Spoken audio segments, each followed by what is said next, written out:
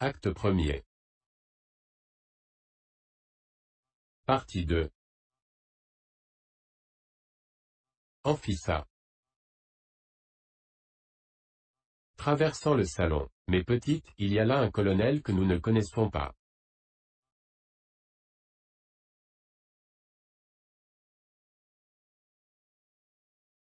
Il a déjà enlevé son manteau, mais chérie, il arrive.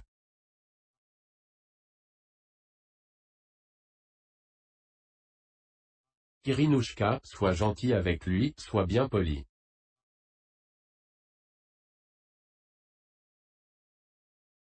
En sortant, il est grand temps de se mettre à table, Seigneur.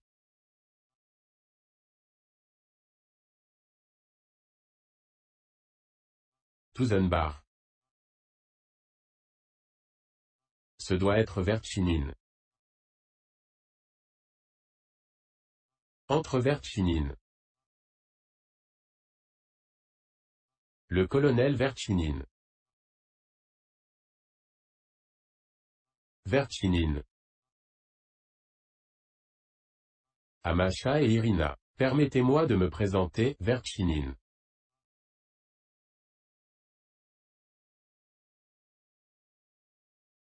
Je suis très content d'être enfin chez vous.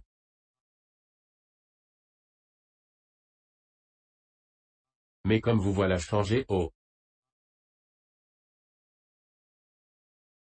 Irina. Asseyez-vous, je vous prie. Nous sommes très heureuses. Vertchinine. Gaiement, que je suis content, que je suis content.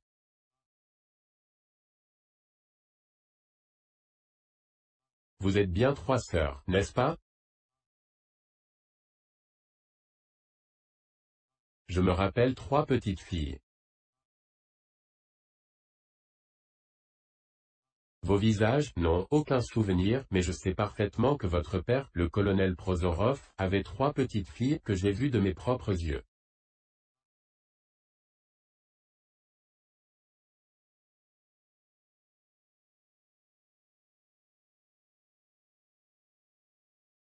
Comme le temps file.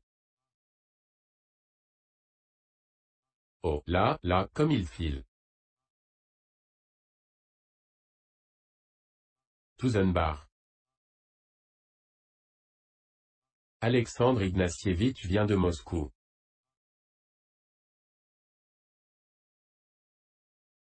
Irina.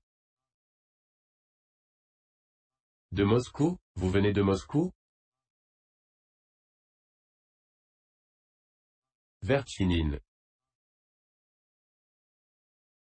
Mais oui. Votre père y commandait une batterie, j'étais officier dans la même brigade.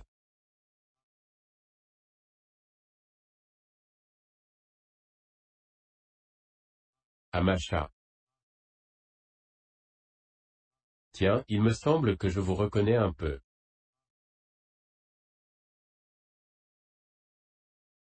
Masha. Moi je ne vous reconnais pas du tout. Irina. Olia. Olia. Plus fort, Olia, viens vite. Olga vient de la salle. Tu ne sais pas, le colonel Vertchinine vient de Moscou.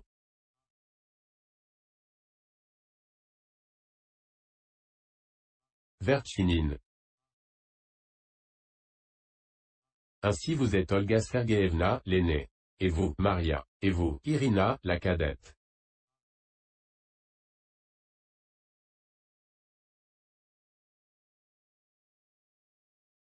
Olga. Vous êtes de Moscou? Vertchinine. Oui.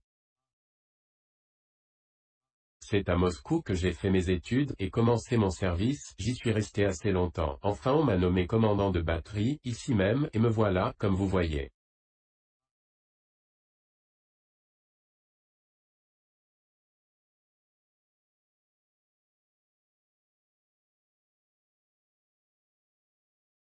À vrai dire, je ne me souviens pas bien de vous. Je sais seulement que vous étiez 3 sœurs, voilà tout.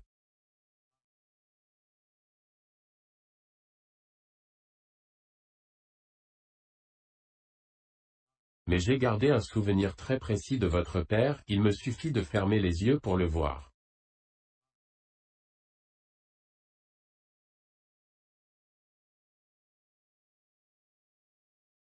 J'allais souvent chez vous, à Moscou. Olga. Moi qui croyais me souvenir de tout le monde.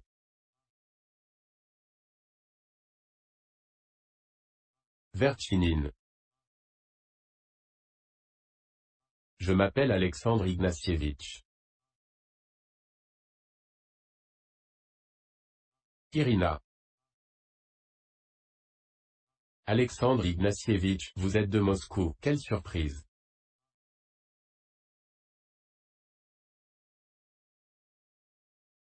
Olga.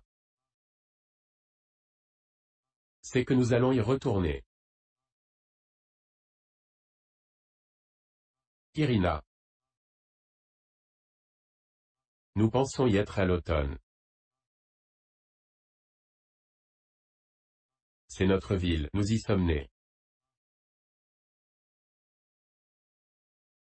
Dans la rue Vieille Basmanaya. Toutes les deux rient de bonheur. Macha. En voilà une surprise, de rencontrer un compatriote.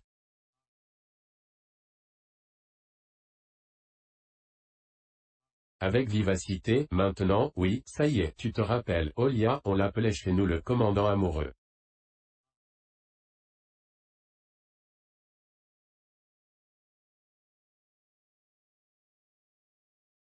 Vous étiez lieutenant, et amoureux, alors pour vous taquiner, on vous appelait commandant, Dieu sait pourquoi.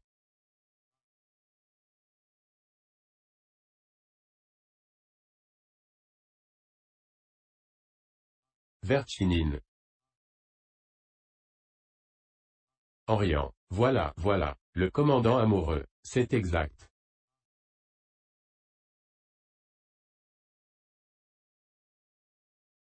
Macha.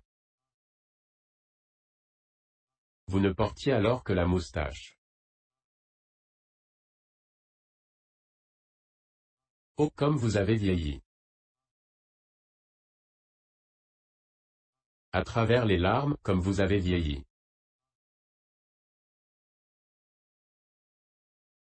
Verchinine. Oui, quand on m'appelait le commandant amoureux, j'étais encore jeune, j'étais amoureux.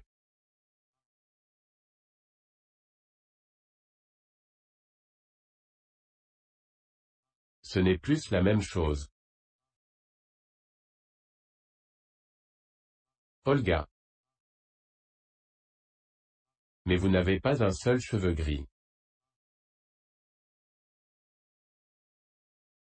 Vous avez vieilli, mais vous n'êtes pas encore vieux.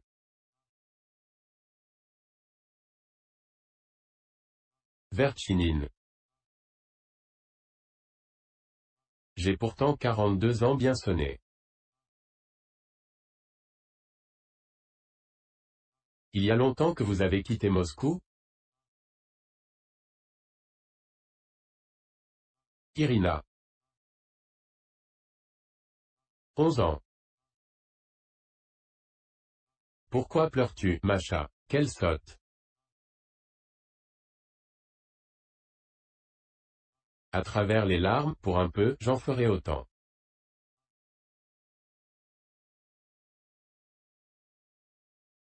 Macha. Ce n'est rien. Où habitiez-vous? Verchinine. La rue Vieille Basmanaïa. Olga. Mais nous aussi. Vertchinine. J'ai aussi habité la rue Allemande. Et de là, j'allais à pied à la caserne rouge.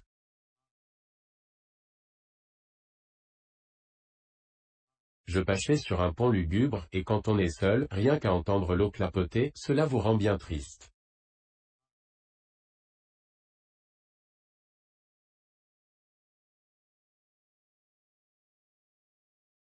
Un temps.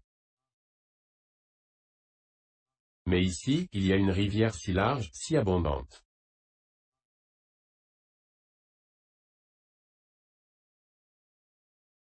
Une rivière merveilleuse. Olga. Oui, mais il fait froid. Il fait froid, et c'est plein de moustiques. Vertchinine. Allons donc. C'est un climat très sain, très bon, un climat slave.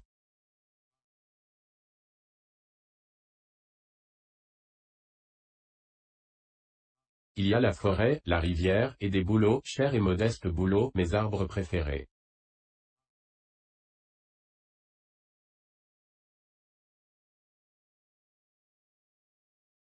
Il fait bon vivre ici. Seule chose curieuse, la gare se trouve à 20 verstes de la ville.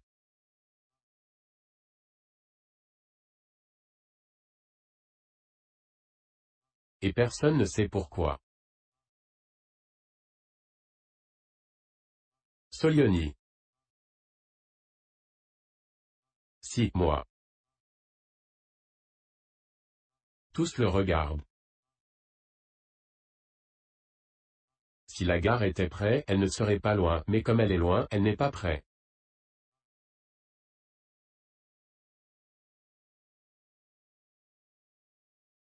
Un silence embarrassé. Tuzenbar. Ce Vassili Vassilievitch, quel plaisantin.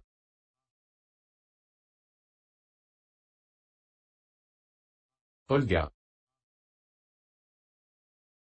Maintenant, je vous ai reconnu, je me souviens de vous.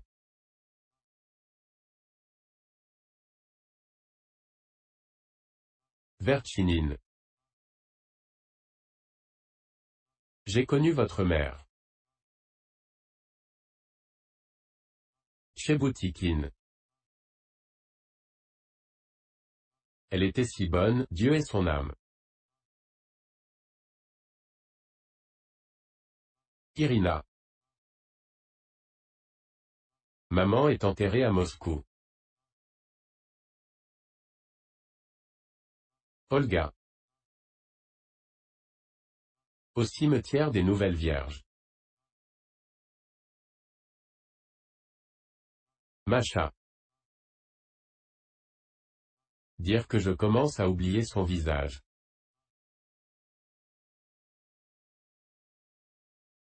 C'est ainsi qu'on ne se souviendra plus de nous. On nous oubliera.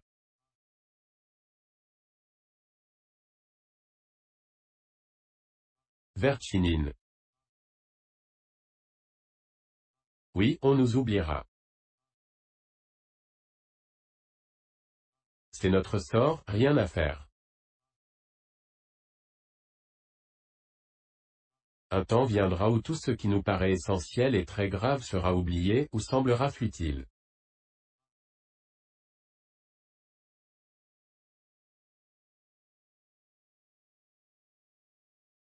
Un temps. Curieux, mais il nous est impossible de savoir aujourd'hui ce qui sera considéré comme élevé et grave, ou comme insignifiant et ridicule.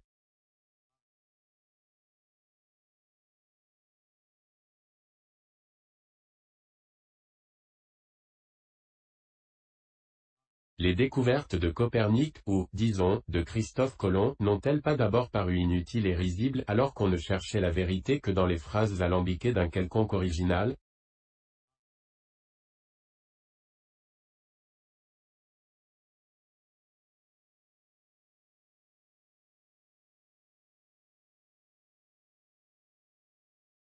Il est possible que cette vie que nous acceptons sans mot dire paraisse un jour étrange, stupide, malhonnête, peut-être même coupable.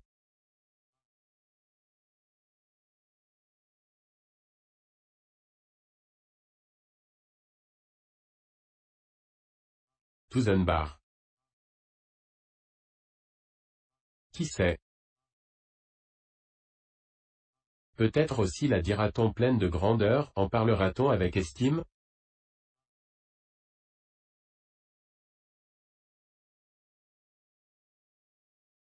Aujourd'hui, il n'y a plus de torture, plus d'exécution, plus d'invasion, mais cependant, que de souffrance encore.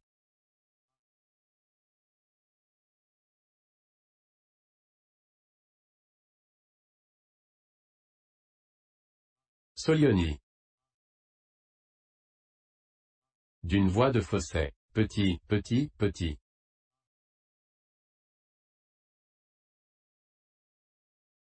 Le baron se passerait de manger, pourvu qu'on le laisse philosopher.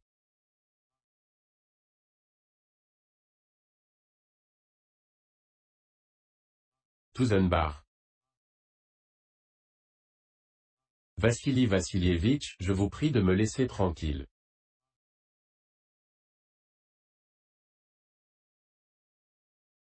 Il change de siège. Vous m'ennuyez, à la fin. Solioni. D'une voix de fausset. Petit, petit, petit.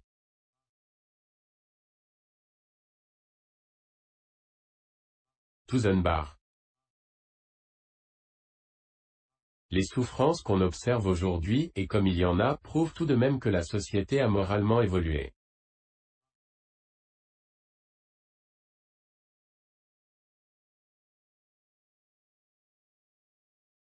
Verchinine. Oui, oui, vous avez raison. Chebutikine. Vous venez de dire, baron, qu'on accordera de la grandeur à notre vie, pourtant les gens sont bien petits.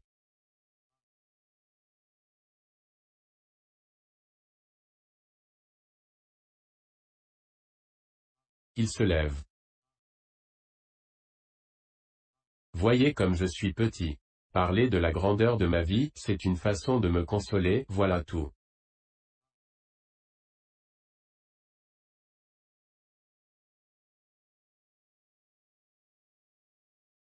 On entend jouer du violon dans les coulisses.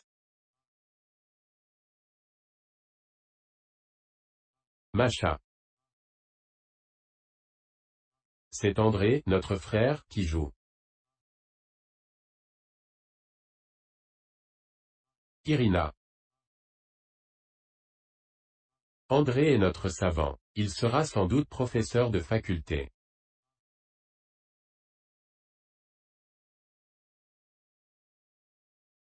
Papa était militaire, mais son fils a choisi la carrière universitaire.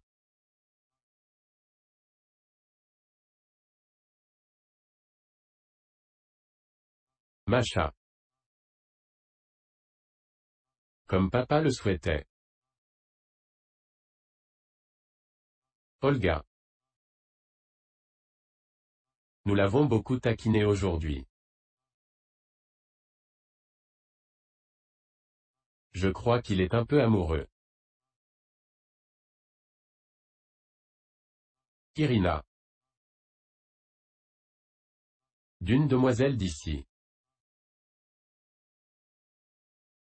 Elle viendra sans doute nous voir aujourd'hui. Macha.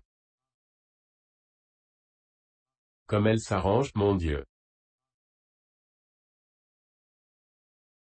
Ses toilettes ne sont ni laides ni démodées, non, mais tout simplement lamentables.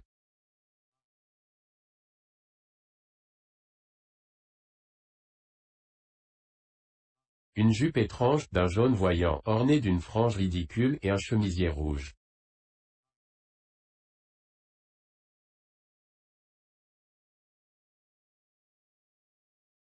Et ses joues, qui brillent à force d'être astiquées.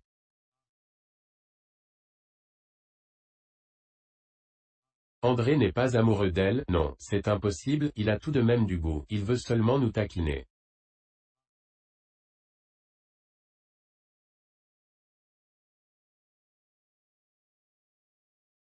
Hier on m'a dit qu'elle allait épouser Protopopov, le président du conseil du Zemstvo.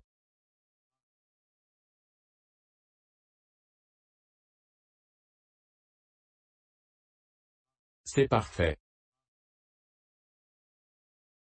Elle se tourne vers une porte et appelle, André, viens, juste une minute, mon chéri.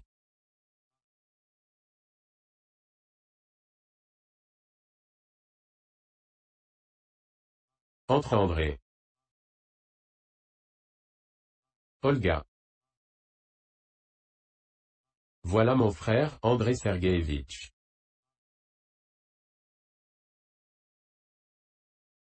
Verchinine. Verchinine. André. Prozorov, il essuie son visage en sueur.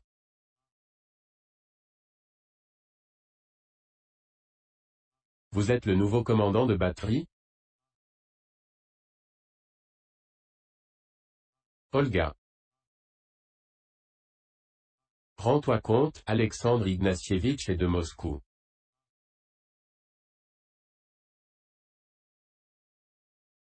André. Vraiment? Alors je vous félicite, vous n'aurez plus la paix avec mes petites sœurs.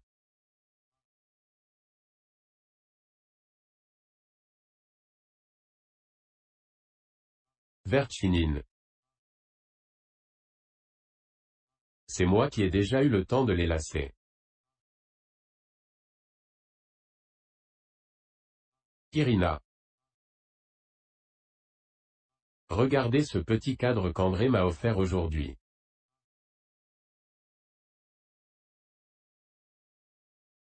Elle lui montre un cadre. C'est lui qui l'a découpé. Verchinine. Regardant le cadre et ne sachant que dire. Oui, c'est un objet.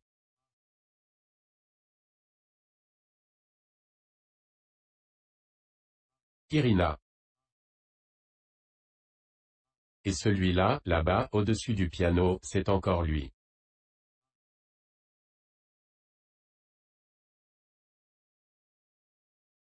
André s'écarte en faisant un geste de la main.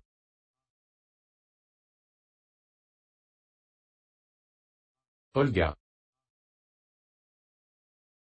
Il est savant, il joue du violon, il sait découper toutes sortes de petites choses, bref il a tous les talents.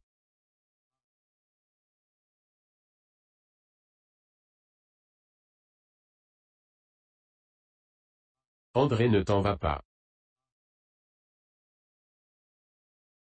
Quelle manie de toujours te sauver.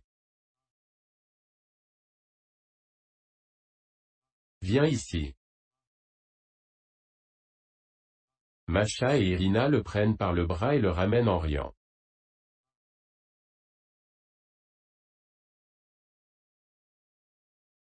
Masha. Viens ici, viens. André. Laissez-moi, je vous en prie. Masha. Qu'il est drôle. Autrefois, on appelait Alexandre Ignatievitch, le commandant amoureux, il ne se fâchait pas du tout.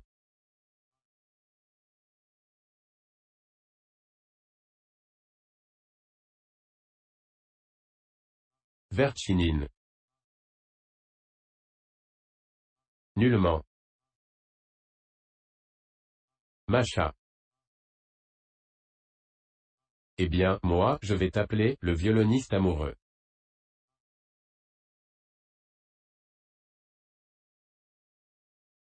Irina. Ou le professeur amoureux. Olga. Il est amoureux, Andriusha est amoureux. Irina.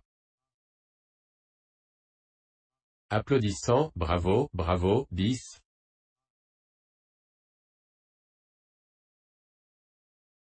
Andriusha est amoureux.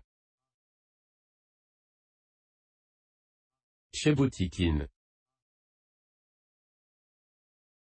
S'approche d'André par derrière et lui entoure la taille de ses deux mains, la nature ne nous a créés que pour l'amour.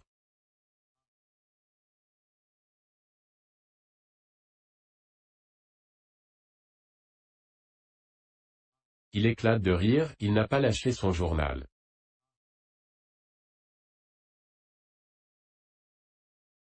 André. Voyons, assez, assez. Il s'essuie le visage. Je n'ai pas fermé l'œil de la nuit, je ne suis pas dans mon assiette, comme on dit.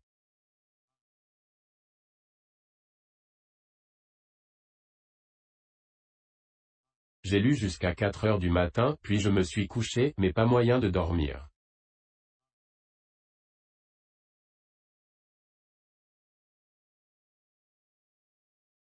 J'ai pensé à ceci, à cela, l'aube se lève tôt maintenant et le soleil s'est engouffré dans ma chambre.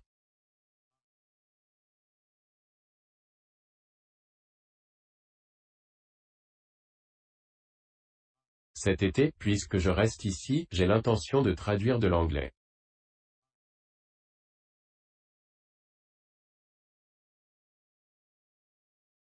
Verchinine.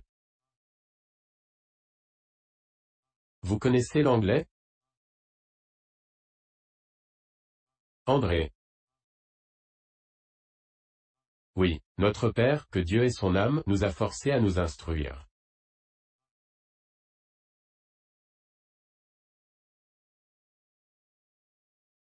C'est peut-être ridicule et bête, mais j'avoue que depuis sa mort, j'ai grossi en un an comme si mon corps avait été libéré d'un joug.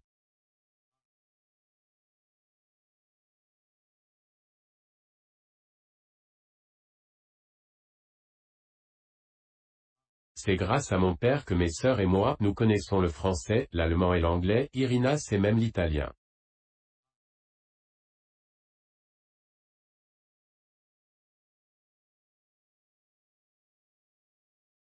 Mais que d'efforts pour en arriver là. Macha. Savoir 3 langues dans une ville pareille, c'est du luxe.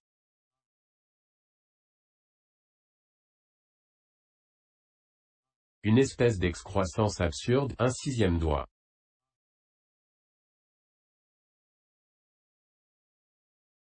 Nous savons beaucoup de choses inutiles. Verchinine. Quelle drôle d'idée, il rit, vous savez trop de choses inutiles.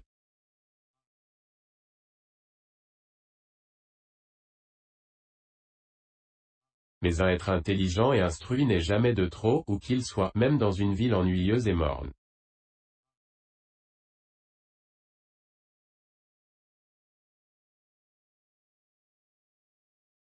Admettons qu'il n'y ait que 3 êtres comme vous, parmi les 100 000 habitants de cette ville arriérée et grossière, je vous l'accorde.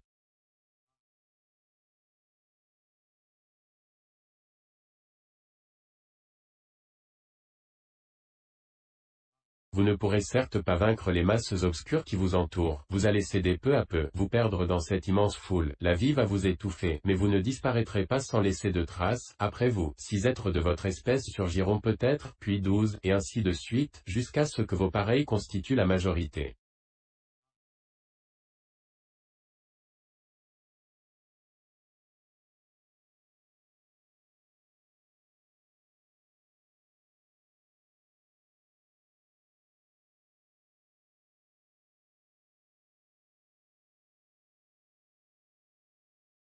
Dans 200 ou 300 ans, la vie sur Terre sera indiciblement belle, étonnante.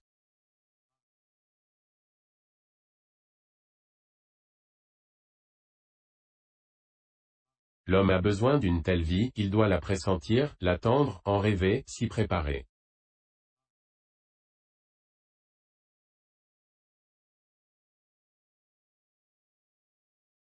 Et pour cela, voir davantage, être plus instruit que ses pères et grands-pères.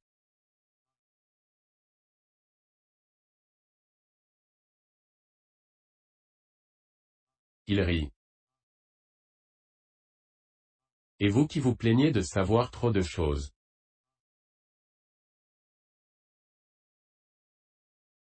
Macha enlève son chapeau. Je reste déjeuner. Irina. Avec un soupir. Vraiment, tout ça mérite d'être noté.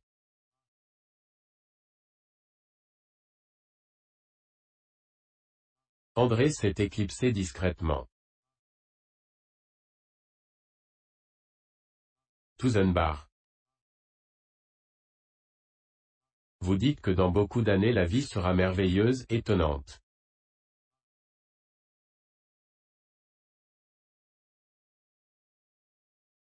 C'est vrai, mais pour y participer dès maintenant, fût-ce de loin, il faudrait se préparer, travailler.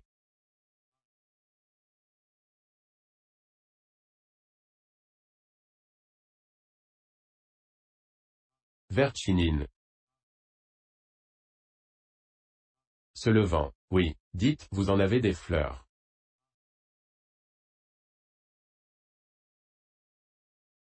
Jetant un regard autour de lui. Et quel bel appartement. Je vous envie. Moi j'ai traîné toute ma vie dans des petites pièces, avec 2 chaises, un divan, et des cheminées qui fumaient.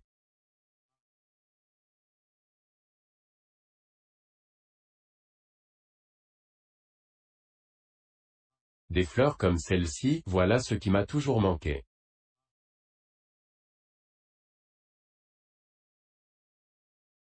Il se frotte les mains, enfin. Tuzenbach. Oui, il faut travailler. Vous devez vous dire, voilà un Allemand sentimental.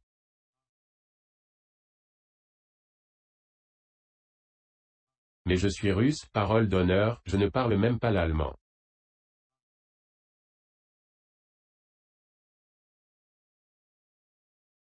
Mon père est orthodoxe.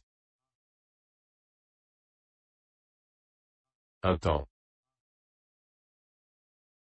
Vertchinine. Arpentant la Seine, je me dis souvent, si l'on pouvait recommencer sa vie, une bonne fois, consciemment.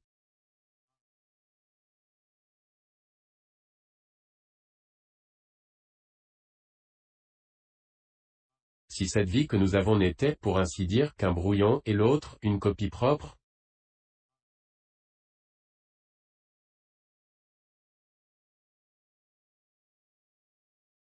Je pense que chacun de nous tenterait alors de ne pas se répéter, ou tout au moins créerait une autre ambiance, un appartement comme le vôtre, par exemple, inondé de lumière, plein de fleurs.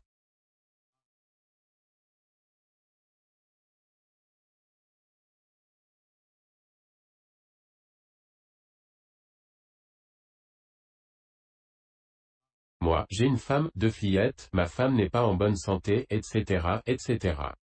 Eh bien, si c'était à refaire, je ne me marierais pas. Oh, non.